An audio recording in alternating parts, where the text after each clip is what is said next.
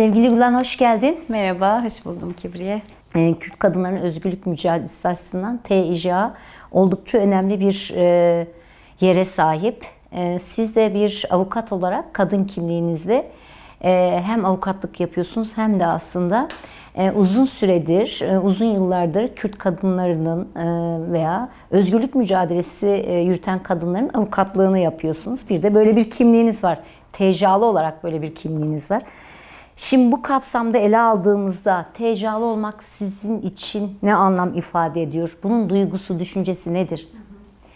Yani aslında TCA'lı olmayı çok böyle net iki kelimeyle ifade etmek gerekirse kadın hakikati olarak belki de tanımlayabilirim. Yani bizlere kaybettirilmeye çalışılan o kadın hakikatinin doğayla uyumlu, işte tahakkümcü sisteme karşı bir itiraz olarak ortaya çıkan, bütün kadınların kendisini yeniden bulmasına, o hakikati yeniden aslında elde etmesini sağlayan müthiş bir birikimden bahsediyoruz aslında. Elbette çok daha farklı alanlarda bu mücadele büyük bir kararlılıkla sürüyor. Bu mücadelenin sürdüğü alanlardan birisi de işte kendi hukukçu kimliğimizde ve aynı zamanda TCA'lı kimliğimizde yürüttüğümüz yargı alanında da bu mücadeleyi vermeye çalışıyoruz.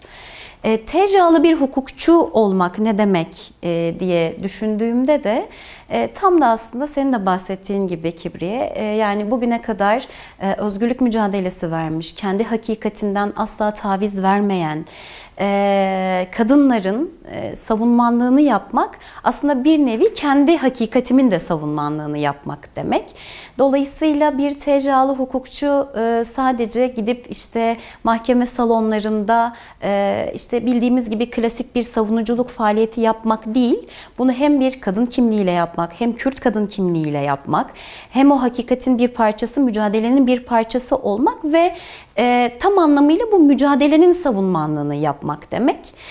Dolayısıyla aslında biz sadece bu salonlarda bir savunmanlık değil, aynı zamanlarda alanlarda, sokaklarda, kurumlar içerisinde beraberce mücadele ettiğimiz kadın yoldaşlarımızın yine bir yoldaş olarak hukukçu kimliğimizde savunmanlığını yapmaya çalışıyoruz. Ve tabii ki bulunduğumuz yerde de TCA'lı olmak ve kadın mücadelesinin bizlere kazandırmış olduğu o perspektifle birlikte bu savunmanlığı yapıyoruz. Dolayısıyla kendi mesleğimize içkin bir şekilde TCA'lı kimliğimizde yargısal alanda da yürüyoruz diye kısaca tarifleyebilirim. Şimdi bu kimliği tabii yaşatmaya çalışırken, oluşturmaya çalışırken siz hem devrimcilerin hem sol sosyalistlerin TCA gibi aslında başka bir yaşamın mümkün olduğunu savunan, kendisini özgün ve özerk örgütleyen bir yapının da hem topluma taşılmasını sağlıyorsunuz. Ama bunu yaparken de mevcut yargı sisteminin içerisinde yapıyorsunuz. Yani şöyle, bir taraftan bir TCA'nın özgün örgütlenme sistemi varken, kadını esas alan bir örgütlenme sistemi varken, bir taraftan da sistemin kendisi, yani eril zihniyetle yürütülen bir sistem var. Şimdi bu nasıl bir araya getiriyorsunuz? Bunların birbirleriyle ilişkisi nasıl? Bu ilişkiler, bu mekanizmalar nasıl oluşturuluyor? Yani evet, hani sisteme bir bütün baktığımızda zaten sistemle mücadelenin kendisi çok kolay değil. Ama bir de erkek egemen sistemin o işte kollara ayrıldığı yerde yargı mekanizması zaten baştan aşağı bir erkek egemen sistemin kurumsallaştığı bir yer. Şu anlamda kurumsallaşmadan bahsediyorum. Şimdi bizim mevcut zaten hukuk sistemine getirdiğimiz eleştirinin kendisi de tam olarak işte kadın özgürlükçü bakış açısıyla getirdiğimiz bir eleştiri. Çünkü ulus devletin hukukunun oluşması, bu hukukla birlikte aslında devletin korunması, devletin yurttaştan daha üstün kılınması üzerine oluşturulmuş bir yargı sistemi var. Ama bu yargı sistemi oluşturulurken hem devleti kutsaliyet atfeden, işte milliyetçi kodlarla oluşturulan, cinsiyetçi kodlarla oluşturulan bir yasalar bütünü de var. Şimdi elbette bunlarla mücadele etmek çok kolay değil. Ama bir taraftan da tabii ki bugüne kadar getirilmiş çok ciddi bir birikim de var. Yani bu birikimler kimi evrensel değerlere dayanıyor elbette. Bu evrensel değerlerin kendisi ilk itirazlara baktığımızda işte hükümranlara olan itirazlar sonrasında işte oluşturulan yasalar ya da mülkiyetçilik kavramının doğmasıyla birlikte aslında yasa kavramının da yavaş yavaş insanlık tarihine girmesi. Daha sonra genel işte Birinci Dünya Savaşı, İkinci Dünya Savaşı'ndan sonra evrensel değerler kavramının aslında hukuk alanına girmesi ve buna dair bir perspektif oluşması tabii ki bugüne kadar biriken değerler demek. Ama tüm bunlara rağmen mesela biz şunu söylüyoruz. Evrensel insan hakları değerleri içerisinde kadının insan hakları diye bir kavram tartışıyoruz. Çünkü bunun özgün bir şekilde tartışılması ve korunması gerektiğine inanıyoruz. Tam da aslında sisteme gedikler açmaya başladığımız yer burası. Ama kendi baktığımız yerden de şu var. Yani mevcut sistem içerisinde eril bir yargının ya da işte kadına yönelik, kadını yok sayan o tahakkümcü zihniyetin oluşturulduğu bir yapıda biz kadın hukukçuları olarak hem bu sistemle savunman olarak çatışıyoruz hem de bir kadın olarak çatışıyoruz. Ve elbette zor bu. Ama şu var, bunları yaparken kendi mücadelemizin haklılığına inanıyoruz ve o dönüşümü hem bulunduğumuz yerde hem yaptığımız işte hem de karşılaştığımız sorunlarda kendi perspektifimizi, o kadın bilincini ne kadar yerleştirebiliriz ve dönüştürebilirizin kavgasına da giriyoruz yani aslında. kendi mekanizmalarınızı oluşturuyorsunuz. Elbette. Yani kendi yöntem ve mekanizmalarınızı. Yani mevcut sistemin bir yöntemi ve mekanizması var. Değil. Siz bu yöntem ve mekanizmaların içerisinde bir kadın mekanizmasını oluşturmaya çalışıyorsunuz anladığım kadarıyla. Elbette öyle. Çünkü mevcut yargı sistemi işte kadını ikincil plana koyan, yani o yurttaşlık kavramının dışına iten ya da kadına yönelik şiddet vakalarında aslında nasıl bir eril bakış açısıyla hükümler kurduğunu görebiliyoruz. Ya da mesela Kürt Kadın Hareketi'nin bugüne kadar maruz kalmış olduğu yargılamalarda nasıl kriminal bir alana çekildiğini görüyoruz. Mesela ufak bir örnek vereyim. Yani bugüne kadar kesintisiz mücadele yürüten kadınların, Kürt kadın mücadelesi içerisinde bulunan kadınların yargılandığı dosyalarda işte karşımızdaki o erkek zihniyetine bürünmüş heyet bunu bir kriminal ya da bir suç olarak algılarken biz bunun bir mücadele, kesintisiz bir mücadele ve sahiplenilmesi gereken bir mücadele olduğunu aslında bahsediyoruz. Ya da karşımızdaki heyet son derece işte o milliyetçi kodlarla örülmüş olmasından kaynaklı bu bir suç mudur değil midir? Şimdiye kadar yargılanmışsa bu yargılamanın kendisi mevcut önümdeki dosyaya nasıl etki eder gibi teknik bir yerden yaklaşırken ve biz yargılanan arkadaşlarımızın önceki yargılamalarını tartışırken şunu söylüyoruz. Yargılanmıştır ama bu bizim için teknik bir mesele değildir. Bu mevcut yargılanmaya çalışılan arkadaşımızın kesintisiz nasıl bir mücadele içerisinde olduğunu gösterir. Ve buradan çıktıktan sonra da aslında kadın mücadelesine devam edeceğinin sözüdür ya da göstergesidir gibi. Aslında mevcut yargı pratiği içerisinde kendi perspektifimizde daha özgün ve özerk bir yine sistem kurulumuyla birlikte kadın hukukçular olarak ortak bir dil, ortak bir bilinç ve ortak bir kavgayı örgütlemeye çalışıyoruz diyebilirim. Bu zor olmuyor mu? Elbette çok zor. Çünkü şöyle bir zorluğu var. Yani sadece işte özgün özerk örgütlenmeden kastımız tabii ki mevcut karşımızdaki sisteme karşı bunun bilinciyle örgütlenirken diğer taraftan hukuk çalışması çok karma bir çalışma. Yani özgün alanlar açmaya, oluşturmaya ve örgütlemeye çalışmamızın yanı sıra bir de tabii ki işte erkek yoldaşlarımızla da birlikte girdiğimiz birçok alan var. Takip ettiğimiz birçok dosya var. Şimdi tabii ki bizim kurduğumuz dille erkek yoldaşlarımızın kurduğu diller arasında da yer yer farklılıklar olabiliyor. Evet. Ya da işte erkek olan yoldaşlarımızın aynı hatta mücadele etmemize rağmen kocaman bir erkek egemen sistemin nüvelerinden tam anlamıyla arınabilmelerini düşünmek zaten çok mümkün değil. Dolayısıyla hani bizim girmiş olduğumuz mücadele öncelikle kendimiz, daha sonra beraberce kadın yoldaşlarımızla örgütlediğimiz bir alan ve erkek olan yoldaşlarımızı da dönüştürme iddiasını taşıyor. Çünkü yaptığımız iş bütün aslında meslek alanlarında olduğu gibi sanki hukuk alanı, özellikle mesela politik dosyalarda savunmanlık yapıyoruz ve bu politik dosyalardaki savunmanlık alanı, yani ceza hukukunda uzmanlaşma alanı sanki hep erkekle kalmış gibi. Ve erkekler de bundan çok razı pratiklere girebiliyorlar bazen. İşte kimi zaman hakimlerin, savcıların biz savunmanlık yaparken işte avukat hanım demeden önce avukat bey deyip sonra ay affedersiniz avukat hanım diye düzeltmeleri gibi.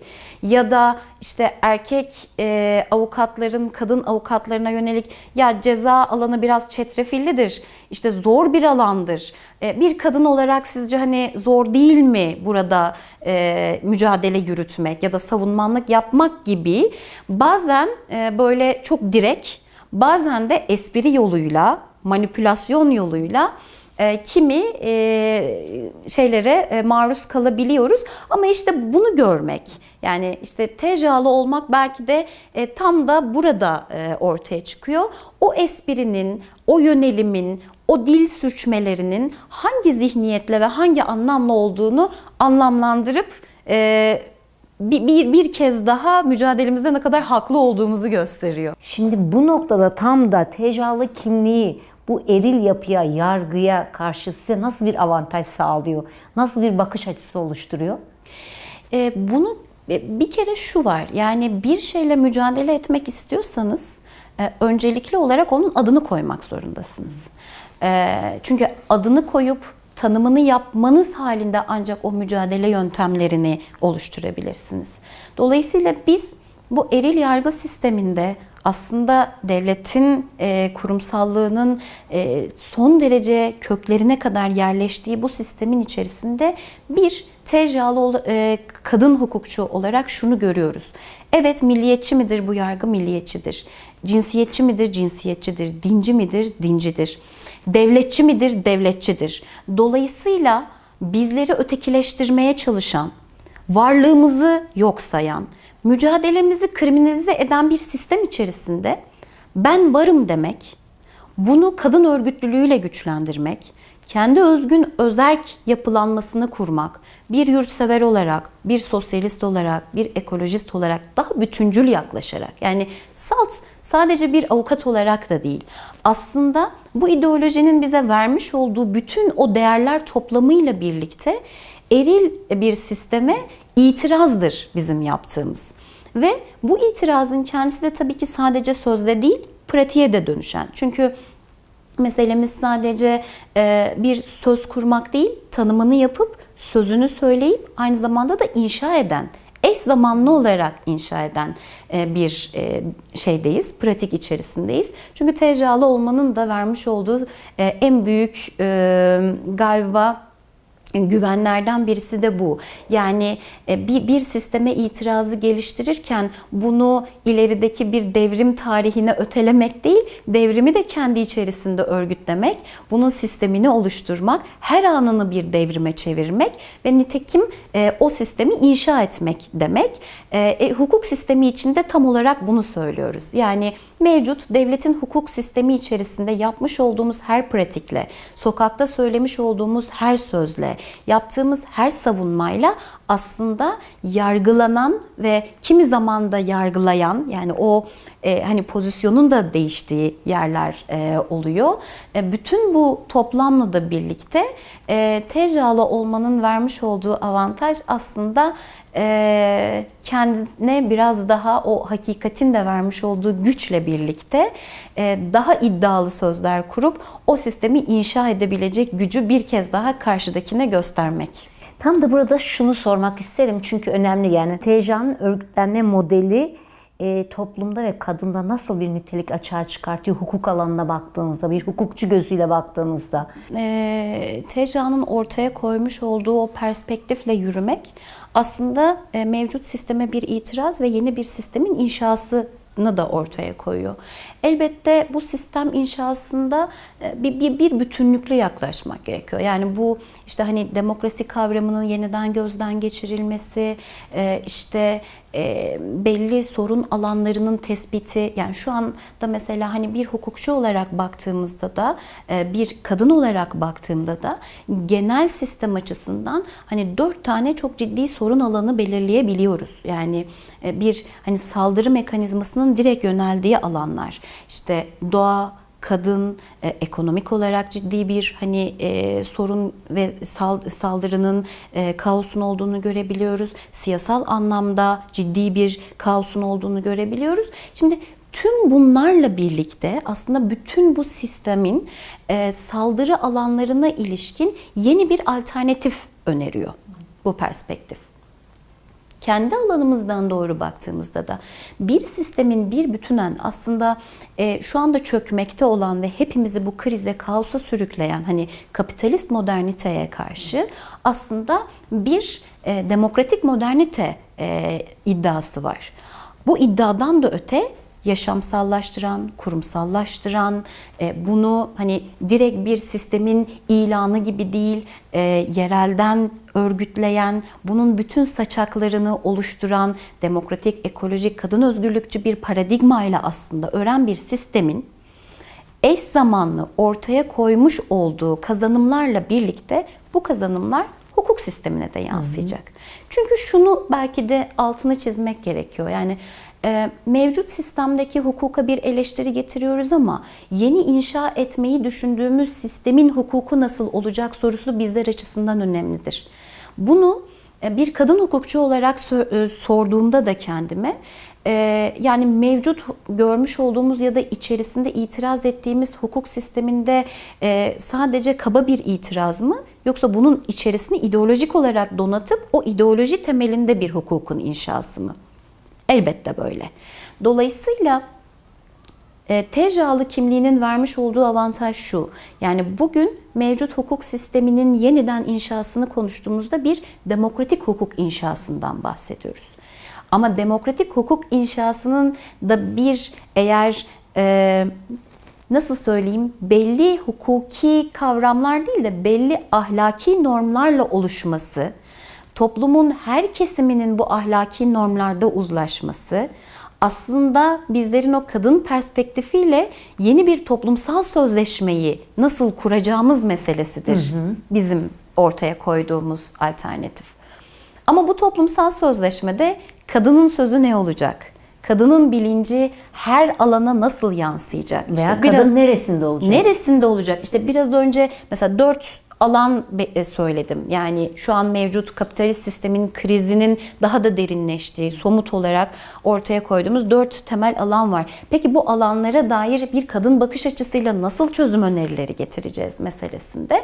Elbette yeniden kurmaya çalışmış olduğumuz, kuracağımız, bunun iddiasını taşıdığımız, mücadelesini vermiş olduğumuz hukuk sisteminde de TCA'lı hukukçular olarak elbette bir kadın bakış açısıyla kurulacak bir toplumsal sözleşme, bir uzlaşının aslında bugün kadının insan hakları olarak daha evrensel normda her ne kadar tariflense de neticede ulus devletlerin koalisyonu neticesinde çıkan uluslararası sözleşmelere de bir itirazdır toplumsal sözleşme. Elbette kazanımları vardır. Elbette mevcut değerler açısından ya bir taraftan bir sistemi inşa ediyoruz ama bir taraftan da bu ulusal değerlerin, uluslararası değerlerin affedersiniz bizlere kazandırmış olduğu kimi kazanımların da aslında mevcut sistem içerisinde tartışılması ve buradaki hakların korunması anlamında da bir mücadele yürütüyoruz aynı zamanda. Ama bununla yetinmiyoruz. Çünkü buradaki eksikliği de görüp yeni bir alternatifi de ortaya koyuyoruz. Yani şöyle diyoruz aslında, mevcut sistemin pozitivist hukukuna karşı aslında kadının toplumsal sözleşmesi, evet, toplumu da kapsayacak kadın öncülüğünde bir sözleşmeden kesinlikle bahsediyoruz aslında. Evet. Şimdi peki son olarak size şunu sormak isterim çünkü aynı zamanda röportajımızın manşetini de atmış olacaksınız. Yani tüm bu konuştuklarımızı, tüm bu söylediklerimizi düşündüğümüzde şu cümleyi nasıl tamamlarsınız? TCA'lıyım çünkü... Bunu bir kelimeyle açıklamak zor galiba. Bu da herhalde hem tarihsel olarak hem de bugüne baktığımda çok büyük bir mücadeleyi 2 cümleyle galiba açıklayamayacağım. O yüzden şunu söyleyebilirim. Yani bir kadın olarak, bir Kürt olarak Gulan'ı Gulan yapan, o bütün değerlerle birlikte aslında Gulan yapan, hani bir birey olarak değil, ama o toplumsallığı veren değerler bütünü olarak farklı bir perspektif düşünemiyorum. Yani hani bu değeri kazandıracak başka bir alan var mıdır? Bunun cevabı yok. Yani bunun direkt cevabını TCA'lıyım diye verebilirim. Tabii ki kendi alanımdan doğru baktığımda da yani haklı bir davanın savunucusu olmak, savunmanlığını yapmak, ama bu savunuyu da yaparken o değerlerin içerisinde kendini yeniden gözden geçiren, yeniden yoğuran, yeniden doğuran bir Gulan olmasına sebep olan TCA'dır diyebilirim. Peki, çok teşekkür ederiz. Ben teşekkür ederim.